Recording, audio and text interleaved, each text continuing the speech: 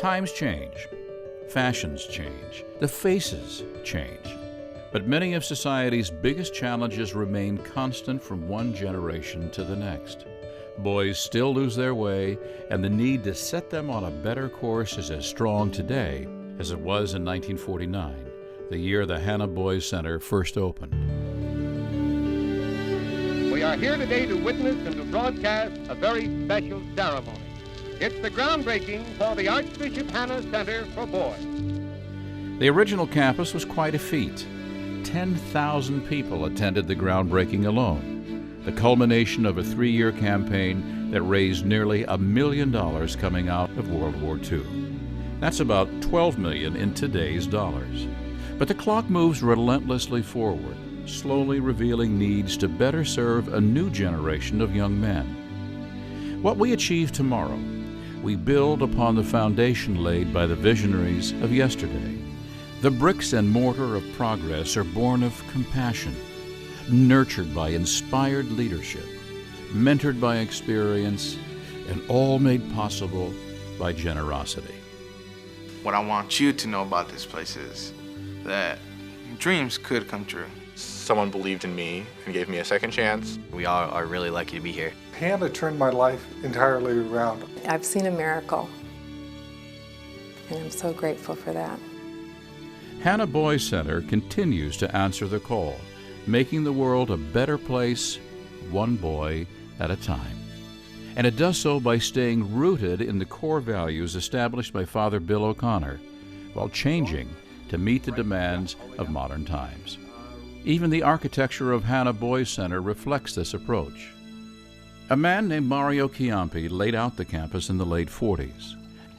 What he wanted to do is have a beautiful place, a place that would touch the soul, as he put it. He did not want any of the buildings to interrupt nature, and he's achieved that.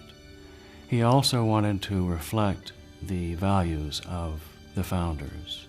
To do that, he knew they wanted to have a beautiful place for boys to live, to be educated, and to have faith.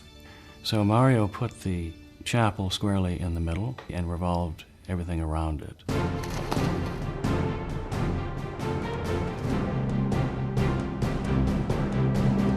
The basic design has stood the test of time.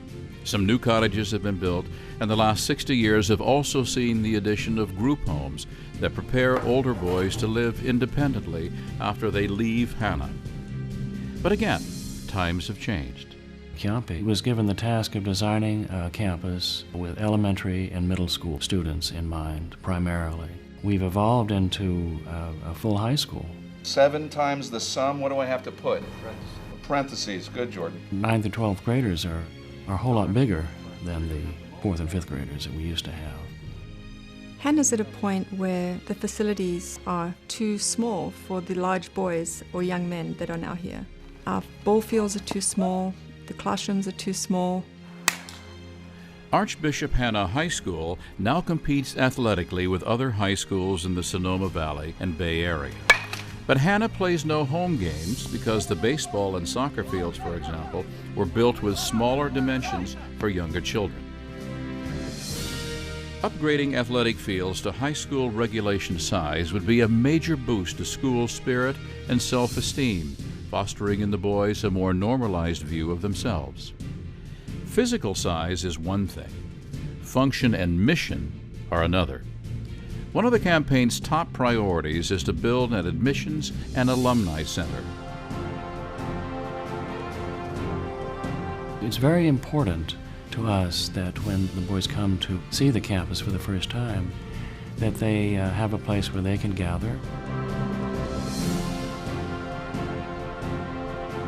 It's also where they can see the history of the place.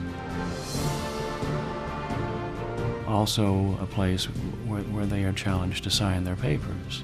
So all of that is consolidated into one place. The construction of a new admissions and alumni center would also allow Hanna to reopen the Notre Dame cottage, which has been used for meeting and conference space and has been the temporary home of Hanna's History Center.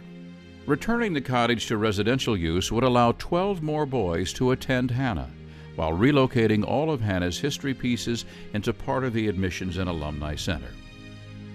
The plans would also realign Campus Drive. Another strong priority of the campaign would add a multi-use auditorium located across a courtyard from the Admissions and Alumni Center. Our current auditorium is really old. It doesn't meet earthquake standards, and it's just too small. This new auditorium would be wonderful because our boys need a place where they can express themselves, to make their education here at Hanna as wide as possible. To have an auditorium where we could showcase our talents and welcome the community, as well as invite the community to share their talents with us, is something that really excites us here at Hanna. If the founders of Hanna Boys Center had ever thought to themselves, "We're good enough just the way we are," the stunning record of accomplishments over the last 60 years would not be what it is. Each generation of leadership at Hanna has said, "We can do more. We can be better." Quality of education and healthy student life are the keys to this vision. Ever mindful of the future, always rooted in its past, Hanna Boys Center gauges progress by some standards that change every day, and by some that have remained constant from day one. Hanna's not going to change. Hanna's not just the facilities and the structure. Hanna's more a home. There's not a boy out there that Hanna won't extend their hand out to, whether it's to help them, whether it's to comfort them, or whether it's for them to just keep in touch. Programs like Hanna Boys Center are never allowed finishing touches. You can't just build it and walk away. Hanna continues to evolve. Those who believe in the mission invest and build for the next generation. It's a daunting task, but I certainly believe in it. I believe we can attain the goal, but we can't do this by ourselves. We need people to help us. We depend absolutely on the goodwill and the charity and the gifts of people. Hanna Boys Center did a lot for me, and so I like to return favors.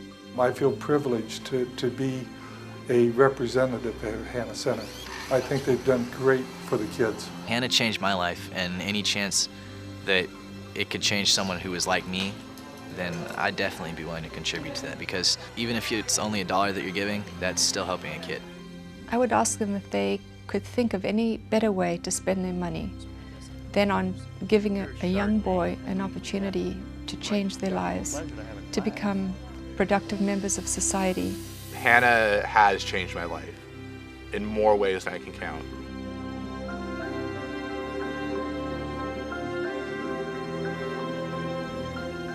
I'm fully behind the capital campaign because I know I'm really making a difference to the boys and to the community and to society as a whole. To see the successes, to be part of a boy's success in going through the program, it's a rare opportunity.